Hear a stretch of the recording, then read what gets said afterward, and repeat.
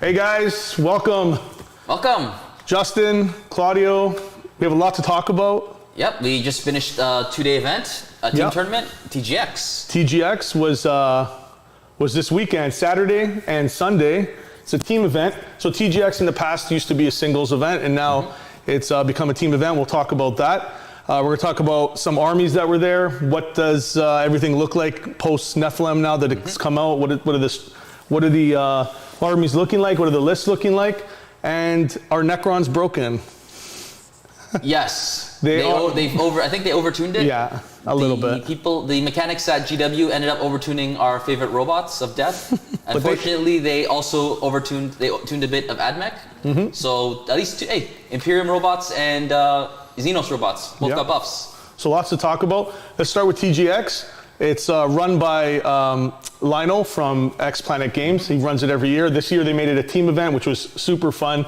And Northern Ice Gaming went out and tried their, put our hat in there. We did good. It was fun. It was a 16-player tournament. We ended up coming 9th place. 16 teams, yeah. Yeah, 16-team tournament. You're right. And we ran into Team Canada, Canhammer. We ran into some Cash Money Hammer, some great players there. Yeah, it was a lot of fun. Yep, I liked it. We played against the Halton Heretics Alpha. Yeah. There's 3 of them actually. There's Alpha, Omega, and then the Canadian Trash Pandas. Yeah. So everyone put up a good fight. I believe it was Canhammer that got first. No, it was the Labyrinth Gaming from Barrie. They're out in Barrie, yeah. So yeah, those guys really did good there. Yeah, they played really well. And then second was Canhammer, and third was who came in third? I forgot now. Oh, it was Bloodbath and Beyond. Bloodbath and Beyond. And that's Hobbs' team. Hamza team, yeah. Yeah, that was a really good team. He's a really good player. He played Space Clowns. But let's get into the actual list. We played I played Necrons in the first game. They are broken. There's some really crazy things they can do. It's fun. If you're a Necron player, awesome. I did win the game. It was pretty late that it went down to the wire, but I did win the game. It was probably like 85 to like 60 something. Wow. So it was a decent game, but the amount of mortal wounds they can spam early on is crazy. You can't stop it. It's not a spell. Necron stuff is just like roll a dice and it goes off and hits you. So all of that and the Silent King getting core is huge. Did he pull off that thing where he resurrected those little pillars every single turn? Really? Yeah. It's nasty, and he's very tough. It's just they're tough. Like, what can I say? Like, he brought out the shield guys. What are their names? Guard. The Lich Guard, coming up with his characters. They respawn. It's just they're just doing Necron stuff, but they do it a lot better now. And did you play Necrons that tournament? I don't think so. No, after the tournament, I've become the expert at eliminating elves, whether it be Harlequins or actual Eldar. No Dark Eldar yet have fought, except for this coming soon. We're gonna show AdMech valiantly fighting against hordes and hordes of Racks, if I can say that. So hordes of Racks, yeah, that's what it was. What did he call it? The Rack List of Doom. Yep, Rack List 100 of Doom. Racks, yeah. And now that we're talking about Scary, congratulations to our friend Scary from Scardcast YouTube channel. He is actually the #1 ranked. He's #1 Drukhari player in Canada. So congratulations. Congratulations to that's awesome. And talking about that as well, I played against Sebastian on Cash Money Hammer. He's actually the top. He said he was the top Necron. I haven't even checked, but that was the first loss he's had in a long time. He said so. Necrons are really scary. Hey, if Eldar can do that, then I'm pretty sure Eldar are just as scary. Nobody talks about it yet. Yeah, Eldar. Yeah, I mean, I was playing Eldar at the tournament. They are honestly, it was early game stuff was a lot harder for me. Normally, you have Eldritch Storm. People kind of stay back from you. They don't want to get hit by that storm. Now it's not the case anymore. People are a lot more aggressive against the elves, and I'm not going to call them the elves. That's derogatory way making fun of my Eldar. Hey, they're elves. Elves are elves. Whether it be science fiction elves, fantasy elves, or some other type of elves. But yeah, you have to be very precise in your movements. If you're playing Eldar, no more there's no.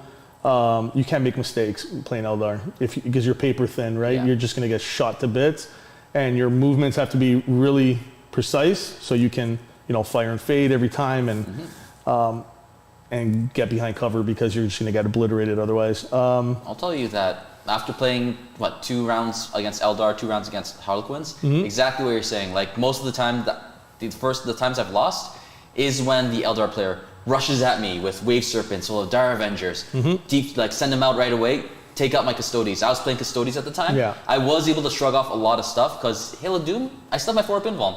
I laugh in, like, wearing gold. But unfortunately, there's only so much gold can handle when you get spammed with a lot of shots. It was just about being able to outmaneuver Custodes, especially if you lose your jet bikes, which didn't really happen a lot, but one player from the Canhammer team with their Harlequins rushed up with a lot of gunboats, lots of fusion pistols. I'd lost 5 of my bikes, turn 1, and that's what really costed me the game. Yeah. But it was a big risk that the Harlequins player took because I had -1 hit on all my dudes in that turn 1, in that turn. So it's very risky, especially for Eldar, because once again, if you don't get your objective, what you set them to do, and they just are stuck in no man's land, they're gone. They're paper thin. Bye-bye, exactly. Like, I just realized that. I'm like, wow. Compared to fighting against your kill list, which is like, turn 3, wait, where's everything? Yeah. It's all about lots of positioning, engage all fronts. Harlequins especially, it's a lot of behind enemy lines. It's so easy to do that with Harlequins. Yeah. And that's the thing, Harlequins they hit a lot harder, right? All that melt on your face, basically, and coming out with did he have haywire cannons and all that? One of the lists did. The other list was like 9 boats, Starweavers, not even the heavy support one. It was just the transport. Yeah. With lots of, almost like 20 fusion pistols just coming at you turn 1. I'm like, how do these things move so fast? Apparently they can advance and still shoot, which really hurt my my bikes. Yep. And as long as you keep getting enough luck, and shuriken cannons are really good as well with 2 damage, you can shred through anything. It was less about trying to kill me outright and more about, all right, now that we're in your lines, we disrupted you, we're going to go for engage all fronts, we're going to go for behind enemy lines, go for your objective where you got nobody on there. And just keep being a mess, keep your enemy confused until turn 5, you're like, wait, I'm like 20, 30 points behind. You got all the objectives, I killed a lot, but end of the day, it's an objective game, and objectives are what are important in the current meta of 40K. Absolutely, yeah. And that's another thing, going back to Necrons, you read them in the book, and it's like, yeah, those are easy to get. When you play it on the table, when you're playing against Necrons, and I can only imagine a Necron player knowing how easy their secondaries are automatic. Really? Like, absolutely automatic. It's good. Like, if you're a new player and you want to find an army that you can compete with right away, Necrons. Like, secondaries are auto for them. Just automatic. He was doing I think he got 10 points in the first 2 turns alone, and he didn't do anything. He literally moved up the table, went on a few objectives. Their objectives are automatic. They're secondaries. They're just so much stronger now. Anything you want to say about the Necrons? Because I just feel like their overall strength is just insurmountable for some teams, for some players, and some armies. Did he pull off something where if the Silent King was already dead, but the 2 pillars were still alive, can you revive the Silent King, or is it only... No. You can't revive the Silent King? No. But you can revive other characters. And there's another great thing they have. He rolls a die, and if it is higher or equal to the amount of wounds your character has, it's gone. Disappears. Wow. Doesn't matter if it's Baharoth and he can only take 3 wounds a phase, he's gone. Now here's the other thing, he can pass that off to another Satan. Yeah, he can pass that ability off to other Satans. It's pretty freaking strong, and what it does is keeps hard-hitting characters back. And if he doesn't want to get spammed by mortal wounds and things, he didn't want my Farseers too close, just put that guy there, I have to stay 18 inches out. And so they're tough. Necrons are tough. You really, really have to pull it out of your butt, so to say. You got to find ways around that because it's so hard to play. And if the board favors them in any way, it's their game. What type of board is it? Just ignore line of sight on the objectives? Exactly. Lichguard just sitting there? They just sit on objectives and they won't move. And they'll score their secondaries. They'll max out on everything, 15, 15, 15. And how are you going to win a game when they're getting all their primaries and all their secondaries? The most you can do is tie them, and it's not going to be possible. Not both of you both can't get engaged on all fronts, right? Well, you can, but both players just be passive. Just agree. Just sit there. Just agree with your opponent. Hey, you want to just engage all fronts? 90-90. You get control fronts, might as well just let me do knock moon. Let's just not interact with each other. No shooting. It's a peaceful match of peace. No, it was a tough game right off the bat, Necrons, and I was like, okay. Yeah. But I was glad I played them right off the bat because then I had a lot more confidence later on to be like, okay, if I see them again, I kind of know what to expect. They are definitely strong. Be scared. And they do need a tweak. I think they got to be toned down slightly, but let them enjoy it for now because they were one of the first codexes and they were kind of like going, we saw them drop right to the, almost at the bottom for a long time, and now they're back up. Let them have some fun. Let them enjoy the time before the cycle continues. Yes, before 10th edition. Demons coming out. We can go off topic a little bit. I'm excited about that. I know you don't play Demons, but what do you expect from that codex? Big monsters, lots of the Bloodthirsters. What else do they expect? Just whatever we saw in that battle report with Imperial Knights, we're just going to see that on steroids. I'm going to imagine the Bloodthirsters just going to jump on everything. Deep Strike out of nowhere, strength 12, 6 damage weapons, just eliminating everybody. Do you think the Exalted stuff is going to stay the same? No, they're going to tweak it. They're obviously going to tweak it up. It'll be stronger, I know, but I hope they keep that. You can choose one at least, or not make it random. I like that you can just choose one because you have 2 options. You can randomize 2 abilities for the Exalted and take 2 of them, but they have to be random. Or you just choose the one you want, and I hope they keep it like that because it's funner. But yeah, anything else you want to say about Necrons before we start talking about other stuff at TGX? Not really. How durable were they? Did they survive the Hail of Doom?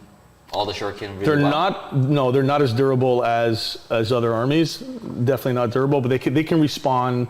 I don't feel he rolled well on his reanimations. If he rolled better on his reanimations, a lot more stuff would have probably come back. Hail of Doom is definitely a counter to all that. Like, it shreds them for sure. But against other armies, I can see them tanking like Space Marines easily. Yeah, they're going to be a nightmare for Space Marines. Oh man, everything's a nightmare for Space Marines. Oh my goodness. Yeah, they're going to be bad. Talking about Halton Heretics, we played them in the last game, which was really, really fun. A bunch of great guys. They're actually going to come by the studio. I was talking to Brad, who's one of their players, wants to come by and play. You guys can meet the Halton Heretics. They're great guys. And playing his Gene Stealers, last game, best game I've played of 40K in probably 5 years. Nice. It was back and forth. I thought I lost turn 3. I thought, okay, he got me.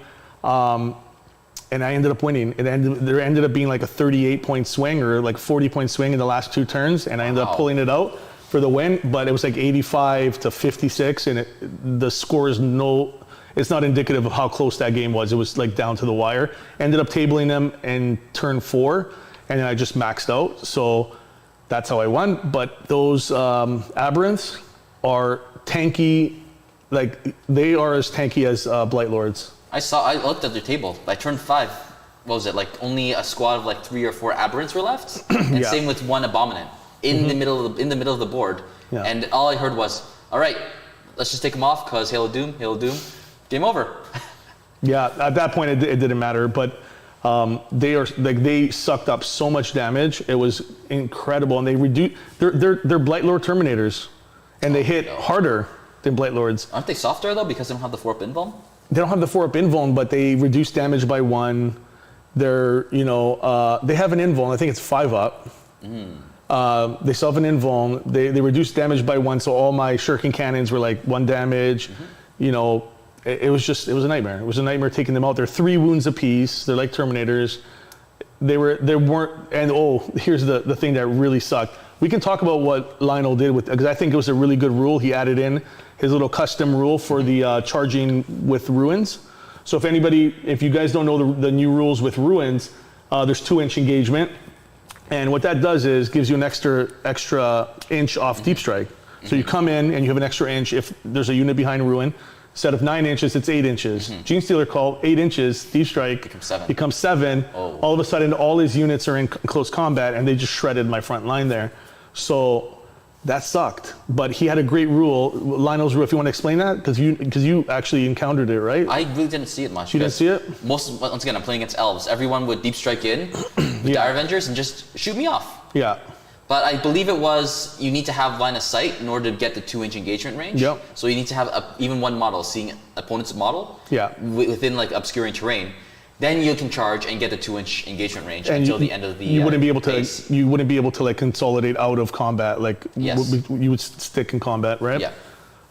So it was good. I think it created less controversies that would have potentially happened with the new rules. GW definitely has to look at that, what they did, because I don't think they took that into account. I don't think they took the charging into account. They didn't mean to nerf. It's not a nerf. It's a buff for close combat armies. That's a huge 1-inch buff for everybody that's going to be charging into ruins, which is going to be a lot of majority of charges because units are going to be stuck behind buildings holding objectives, and then you bring in a blob of whatever and you put them 9 inches away and it's an 8-inch charge now for free. And if you get +1 on top of it, it's a 7-inch charge. Nice. So it's going to suck. And for bloodletters, because demons are coming out, if they kept their blood banner, it's going to be an impossible charge fail. Like you won't, unless you roll 3 1s or 3 2s. How are you going to fail a 5-inch charge? They're going to change that. I think they're definitely going to change that. Yeah. There's no way. The guarantees in 40K is not something you're going to see often. Yeah, so it's going to be interesting. But that's TGX, and it was fun. Yeah. Anthony's here as well. We're doing we're actually updating a Tau Tactics video we did. And Anthony, you were working on that this week, right? You want to come on and talk about it a little bit? Like, give that, like, what do you, how were Tau at the, because everybody was saying no more Tau on the competitive scene. Do we give you the mic? Yeah, turn the mic on. Is this mic on? All right, let's hope I'm not overblowing everyone. So, yeah, Tau did take a huge hit, but there's still a lot of Tau players at the tournaments. Yeah. I think like half the teams had a Tau player. And I saw somebody bringing, like, was it 2 or 3 hammerheads? 3 hammerheads and long strike. That's like- if I remember right, which is That's brutal. crazy. Just nukes, just 4 nukes at a turn if they hit. Excuse me. Yeah, it's insane. The thing was, they were on, I think, the lab team. So they were. Was it? I believe it was the lab team they were on. Wow. So they I don't know how that guy pulled it off, but Everybody's saying hammerhead's not meta, and the lab's just like, yeah, I'll show you just take what 3. meta looks like. One hammerhead is not meta, but 3 in a long strike. I think you should feel like adjust it, say it is meta now, or Yeah. really strong. From what I heard, he was like rolling really hot for his rolls, which, yeah, hammerheads are very swingy, so like if you're going hot and you hit with them, you're deleting a lot. Yeah, you're deleting everything.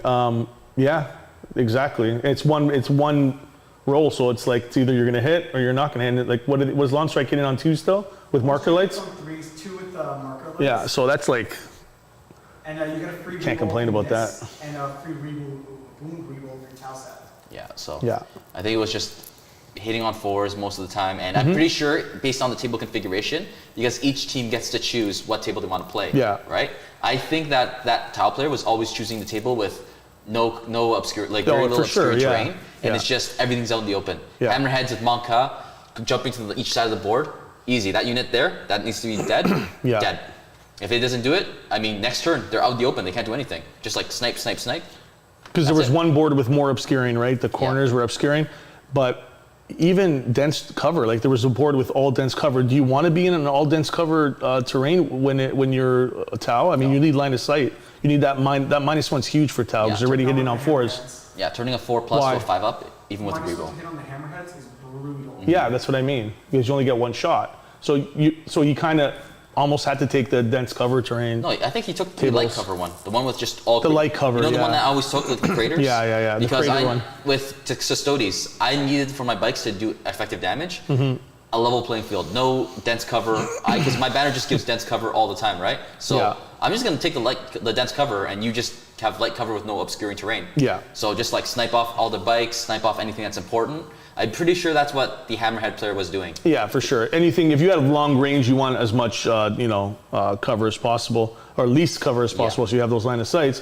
Where my army is like spamming shots, but I have 18-inch range. I want to get close, so line of sight doesn't really matter. I just come around you and I shoot you, and I fade away because that's what Eldar do. They're elves, man. They're smart. They don't stick there and fight. Yeah, well, I was playing Custodes. I was the defensive list. Legit, I held the line every single time I played. It usually was around like a 10 or like 9-point difference. So I kept it close. I did my job. Yeah. But of course, because of that, it's not always like going to be spiking for me because I'm a defensive player. Yeah, we brought out one of our other friends, Remy, who played the Nids. He did a great job. I think he maxed out on the last game, 20-0. So scoring works a little bit differently for team play. It's if you win by 50 or more in your game, you get 20 points, and as a team, you can score a maximum of 100. So he got his 20 for us in the last game. That was huge. And our buddy Kenny came with his Chaos Knights, and they're tough. Like Chaos Knights are good, and they're aggressive. They're such an aggressive army. I was surprised. I thought it would be more like shooting. It was more like get into combat right away and just spam everything. Kenny did really well in that Smites, tournament, considering I don't know, he hasn't really played much recently. He hasn't played much in the last, because he's been busy. He was a very good asset to the team. He was. Kenny was great. I played against him on the night before. I played 2 nights before. I played against his Chaos Knights with my Custodes. 2-point difference in his favor. So he knows how to push it in hard, and I know how to defend really hard. Yeah. So. And that's another thing. When you bring a team, it's like one's your pusher, one's your defender. You got your mixers. But going back to what do you think about Nephilim now? Like the point. Starting with the 6 CP. Was it that big of a difference? Because I think it was big for my opponents as well as myself. But some teams, like Gene Stealer called, not being able to redeploy, definitely changes the way I play them against them. So for you, was it the same? Like I think it's a big difference for armies. It's a big nerf for a lot of armies to start with 6 CP. Do you think that needs a change and it's a little too harsh? I think they need to change it for certain codexes. For example, AdMech. I'm trying to make a new AdMech list with a lot of chickens in it, a lot of laser chickens and tasers. But trying to get those warlord traits and trying to get the relics, which are really necessary for AdMech, it's difficult. I can't really give lots of rerolls now because, I can't get enough ZP. And I'm like deciding, should I take fast attack, the Outrider attachment, or should I just stick with the patrol and take less chickens? It's a really difficult balancing act, but there are a lot of good choices in certain codexes. For example, AdMech, chickens, you can spam it out a lot, just max out your battalion. But it means that other things are going to be left in the dust. That's right. So it's going to be, you got to build the list around what you want. Like, I can't build a list where I get chickens and Taraxis, the fast attack flyers. So I got to make a decision there. It's a lot of decision making. Some armies that are really don't rely on CP early game or into the mid game, they can benefit from it. They laugh. Like Custodes, I did not really use any command points until maybe turn 4, turn 5, when I'm like, all right, I'm in your face. I can do extra consolidations. I can do even more shenanigans.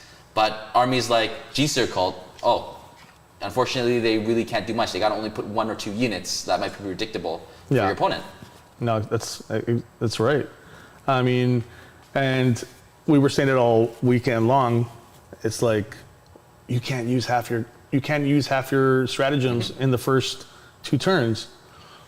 It's just I don't like it. I think Army. It was more. I'm not going to say I don't like it. Like the game's dead, but it was just so much more. It was so much more interesting starting the game. But it's a good change up. I'll leave it at that. It's a good change up for now. I'll tell you that during the game though, there's a lot more interaction with your opponent because command points are more difficult to get early game. So I found more times of me interacting with my opponent rather than fire and fade easily or I'm gonna nuke your army turn 1.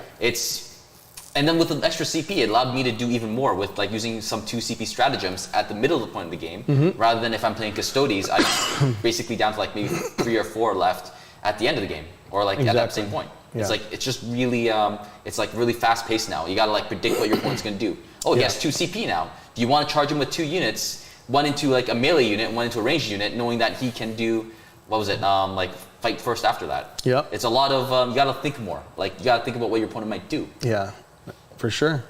So you're gonna say what, you like it? Some changes I like. I'm more on the side of, I think a lot more benefits outweigh the negatives. But once again, I play an army that really suffers from lack of CP, so please fix it. I think it was. I like taking the 2 relics. I like taking the 2 warlord trades. So for me, it's bring that back. Maybe don't penalize people so much for that. Maybe if you want to start with less CP, make it 6 CP, but make your detachments free. So people are not paying for the detachment. They can just build their army the way they want, and then make warlord traits cost 1 CP for each one. But you're still going to be spending 4. You start with 2 at least. Starting with 2 CP is a lot better than 0. So That's, I think, one change that they can make. But yeah, we'll see what GW does. I'm sure they're going to make some more changes. It's not the end. Yeah. So from there, let's go on to the next part. You wanted to talk about your match with Scary. Match with Scary? Yeah. Oh no. Difficult game. It's going to be Monday, so it's going to come out this Monday coming. You're going to have Justin versus Scary. Scary came into the studio. We played a game against his, you played a game against his rack list of doom. You can say I racked up a lot of kills. I almost killed every single rack on the field. It got to the point that my heroic AdMech, even when killing one unit, don't give anything away though. Killing a single unit gave me like claps. I got like a lot of clapping. I got a lot of support for killing a lot of units. Yeah. Even it was very difficult, but I think it was a very fun game. You racked up the kills. Racked up the kills. It was nerf racking. How many more racks do I need to make? How many more racks do I need to put in there?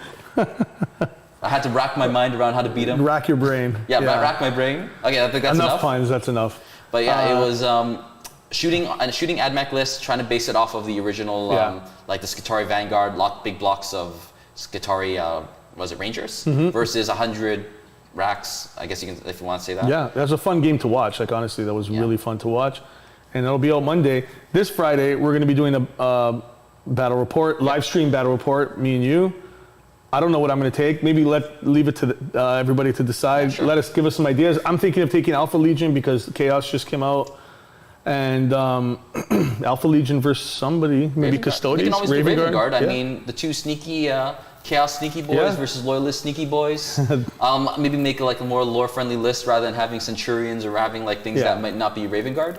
Just to be like, sneaky versus sneaky, play around with the new objectives. Yeah. Because some of the new objectives for Raven Guard are pretty cool. Like secondary. Yeah. Like I plant bombs on my objective. If you take it away from me, the bomb explodes. You suffer 3 mortal wounds flat. Not even. Is it really? Just every unit that. So leave the bombs is what you're saying. If you want to take the bomb, sure, but you're going to take it at a terrible cost. Wow. I think Alpha Legion has one where you can take the objective, and there's a possibility if you roll well. I got to double check this, but it means that your opponent cannot do actions on this objective. Yeah. Which is insane. Yeah. It is crazy. Raven Guard, but they dropped a lot in the tiering, but we'll see. That'll be a fun game. Raven Guard is diet white scars, is what they say. But I mean, Raven Guard is still my favorite army, and sneaky boys versus sneaky boys. I think that might be pretty cool. Like unless you can think, who's the Legion that really hates Alpha Legion? Imperial Fists. Imperial Fists, yeah. Break out the yellow, yes. Ultramarines? Gilman killed No, it was Dorn. It was Dorn. The lore boys. Okay, you guys know the lore. That's what I'm saying, like yellow boys versus sneaky boys. Speaking of Gulliman, last time we had somebody asking about the Warlord trait stuff. Yeah. So Gulliman, if you go on Battle Scribe, which is, you don't go by the rules by that, but when you take Gulliman, they force you to take a Warlord trait with him. In the rules now, you do not need to take a Warlord trait with Gulliman. So if you do take a Warlord trait, if you choose to take a Warlord trait for Gulliman, you must take his one that any named character will have, their specific Warlord trait, but you do not need to give him a Warlord trait anymore, like you used to have to. Also, one thing that we were talking about like yesterday on Discord, if you can bypass Gulliman's Warlord trait entirely, and you just use one of your CPs from your codex and give a Warlord trait to one of your other, like a Smash Captain or something. So, because with the way that a lot of some certain characters, for example, Trajan work, right? Yeah. They must be your Warlord if you take him in your army. Unless, for example, you have another character that has the same rule, and you get to choose. Yeah. The stratagem from the main rulebook now that says, that's basically called Warlord trait, that only applies to that Warlord. You cannot give it to anybody else. A lot of codices nowadays, for example, Space Marines, you can give Warlord traits to characters that are not your Warlord, and that's how you sort of bypass that. Yeah. But gone are the days of, if you're taking Gilliman, for example, you can't give him like 2 Warlord traits with the chapter-specific command points. Yeah. Because a lot of these books for like the supplements for Space Marines, you can actually give 2 Warlord traits to your Warlord, but it has to be your Warlord. Yeah. So it means that, of course, you get, if you're playing Smash Captains with Blood Angels, you can make him a Warlord and give 2 Warlord traits to them, using the one from what is it, the main rulebook, and then using the second one from the supplement. Yep. But it's very confusing. Another question I got on Instagram, I got a few of these. People were asking if you take Morty, Mortarion, or if you take Magnus, because they have multiple warlord, they get one warlord trait, but then they get to unlock other warlord traits. Do you have to pay CP for each one? No, you don't. You just pay for that first warlord trait, and everything's unlocked with that. Yep. So you don't have to pay 3 or 4 CP to get that. For Magnus, that would suck. But yeah, so no, don't worry about that. You can just take that 1 CP and get all his stuff that he comes with. And yeah, anything else you want to talk about? I know, because that's pretty much it from TGX. Yeah, that's really it. Great game, great time. Yeah. It was an 80-player tournament. Thank you all for playing with us. Yeah, it was fun. And thank you, Lionel, of course, for hosting it. Yeah, hopefully he does it. I think he is going to do a team. I think it's going to be a team tournament type of Nice. event now. No more solo ones. But he also has a Sigmar event going on in November. He just launched it. Yeah, he doesn't like Sigmar. No, I'm not. I'm just yawning. Sorry, I'm just a bit tired right now. Phil's the only I'm one that plays sleepy. Sigmar. We make fun of him. No, we don't make fun. Should we put Sigmar on the channel eventually? That's something we've been discussing too. Should we be having Sigmar battle reports as well? Hey, my sibling is getting into Age of Sigmar because of a friend of his. So I must fight back with 40k, otherwise I get taken over by Sigmar. I have a Beastman army that's pretty much mostly painted, so I mean, if I have to relearn the rules again, as long as you're not going to make me do a competitive Age of AOS yet, let me learn the rules first, then get new armies. But yeah, that's it. And Anthony, anything else you want to say about Tau? I know you're putting a video out with the Tau. I'm going to cover most of it in the tactics video today anyway, so Yeah. keep an eye out for that for basically what I think of Tau now. And you still think like tournament, are they still viable to take in a tournament? They're definitely viable, but they're not going to break the meta or anything. No, they're not going to break the meta, but they're still like, they're not winning. Are they going to win a GT? I don't think so, right? Do you agree with that? With a really skilled player, maybe, and with some good matchups, but it would be really a huge uphill battle. Okay, so there you go. And guard, are we going to see guard soon? At a upcoming tournament, can I say where? What? The one at the end of this month, Yeah, sure. at Lionel's X-Planet? I'm going to be taking guard as myself and show off how great they can actually be at the bottom of the leaderboard. Make sure you don't put us under the same team so I can stomp you turn 1. I'm going as myself. Guard or trash, or rather guard or us or guard or trash. Guard or trash. But their codex, do you say 10th edition or their codex first? I say 12th edition. 12th edition. We're going back to like the old ways. They're going to be the last codex of 10 because demons were announced. Now it's just Botan and World Eaters. And then guard. And we're starting a fund. If Phil actually paints a model by 2023, we're going to donate, what was that, $1,000 to GW. Yep. Yeah. Hopefully they'll accept our nice present to them, our offering. So it's not going to happen because we know Phil's not going to paint the model. But yeah, so he's got a bunch of great Tyranids that we're waiting to put on the table. So he's going to probably get those commissioned by you. He's hyping it up that he's going to paint it himself. But yeah? Okay. I'm just going to put, every single time you look at the model, it'll say JL. So maybe this was a bad deal to make since all these contrast paints are coming out now. Phil's just going to like one stroke them and give them like, you know, he's going to buy a lot of pots. He's going to end up buying a lot of pots. And they'll all dry out again? Yep. It'll be just dry, emptied, spilled. All right, I think that's it from TGX. Yep. That's it from the Necrons. Anything else you want to add about Necrons before we go? Like, not really. Yeah. I only fought clowns, and if you need clown slaying, clowns. I can make a whole video, make a whole discussion about killing clowns now. yeah.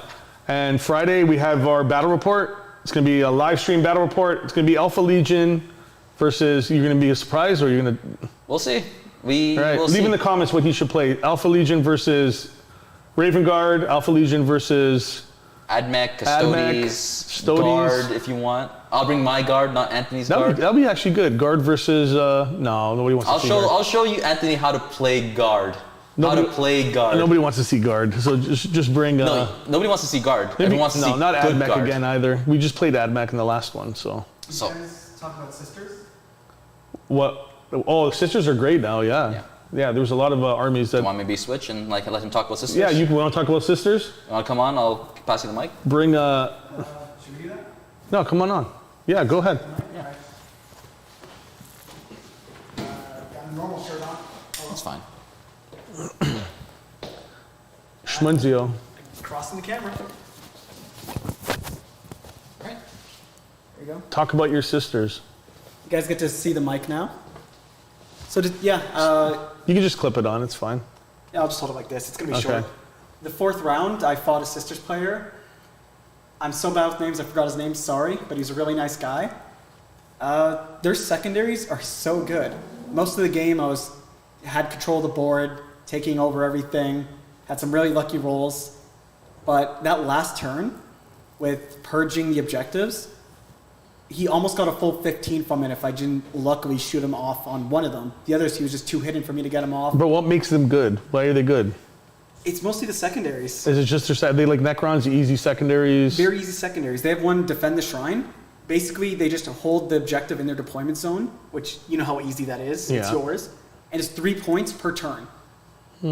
He got a full 15 from that. Of course, yeah. He got 10 from the Just throw 2 tanks on expunged one. And he had his third one. He took all from his book. You just use miracle dice and you get points. Yeah. And you can use a lot of miracle Wait, dice. you get You get a points? point for every miracle dice Wow. you use. And he had I think it's a Canoness, or one of the leader characters. She got her own miracle dice that she could use on top of the normal miracle dice. Yeah. So that's like 2 points a phase. Okay, so that's 30 points right there off like nothing. Not 30 points, but like, No, both Yeah. those together is like Yeah. you max those easily. yeah, he maxed out Wow. Defend the Shrine. He maxed out, I think nearly maxed out the miracle one, or did max Did it they out. need that kind of a secondary buff? I don't think so. The sisters were still They decent. weren't that great before. They were pretty good. I don't think they need automatic 30 points. Wow. Anyways, They're all very good. that's good to know when I'm playing sisters. Take them off their objective then. Watch out for the Repentias. He did whip Yeah. really hard. It was like 30 or 40 attacks. Didn't miss in a lot of hits and wounds, and then I saved all of them. But the other squad like could just delete things. Like whatever they touch, it's basically gone. Okay. So you got to watch out for that. Take out the rhinos early. I came over one game and I saw you getting absolutely stomped by Tyranids. The Canhammer game. Yeah, that was your crisis spam there not working. It's not that it wasn't working. It's just Tyranids are so oppressive. Like I did wipe out That like, the that Zontos list was right away. yeah, definitely was. He was a very good player. He stopped me from doing everything. Yeah. He didn't let me do my secondaries. I couldn't hold the primaries, and he just overwhelmed me. Really good player, nice guy. Fastest game of the tournament. We used half the time for the game. I was just sitting around forever after because everyone was still playing for an hour and a half after. That's Tom. So that's why we lost that turn. Yeah, but that's pretty much it. I think we covered the tournament. We covered Necrons. We're going to be playing a game on Friday, so tune in for that. This Friday, 8 p.m., we're going to have a battle report, live stream battle report. And tune in for on Monday, Justin versus Scary. That's our next Monday night matchup. Scary's in the studio playing Justin with his 100 racks. Drukari versus Adamek. And it was a great Competitive game. battle report. Competitive battle report, yep. So tune in. Thanks for joining us here. Thanks, Nunzio, for talking about some sisters wrecking you. And I actually won that by 2 points. did you win? I won that game. I was Wow. like 2 or 3 points ahead, actual points. Give him a not, clap. yeah. Actual points, not team points. Okay. Yeah, that was consistent. Everybody played well. Everybody played really well. I'm gonna go. Yeah, all right. Thanks for joining us. We'll see you guys next time. Cheers. We're Northern Knights Gaming. Remember to like, comment, subscribe. See you next time. Adamek. Jeez.